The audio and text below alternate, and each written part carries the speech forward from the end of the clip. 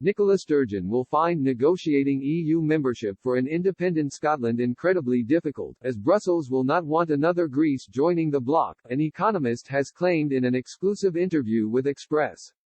On January 1, the post-Brexit transition period expired, meaning EU rules no longer apply in Britain.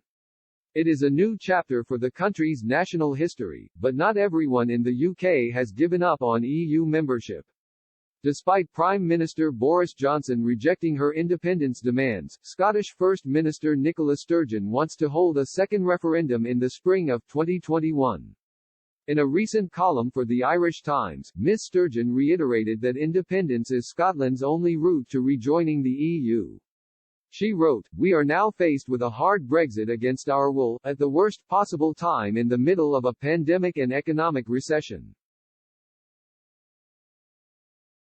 It will mean disruption in the short term, while establishing new long-term barriers. Our people will be less safe and their right to work, study and live elsewhere in Europe will be restricted.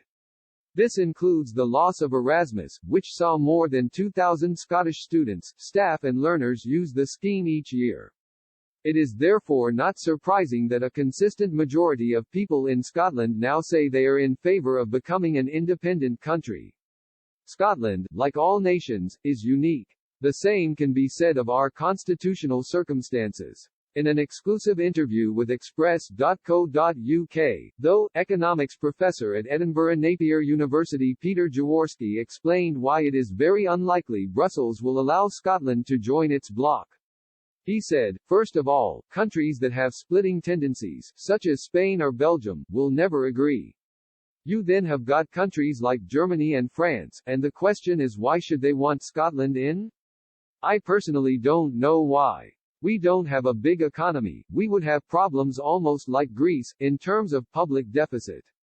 Is it really in their interest to have another Greece?" Dr. Jaworski noted that Ms. Sturgeon should find something to make Scotland more attractive in the eyes of Brussels. He added, "The First Minister is trying, with talks about electricity and power. But do we have it now? Can we sell it? Who is going to invest in this? We don't even have money to invest in the buses.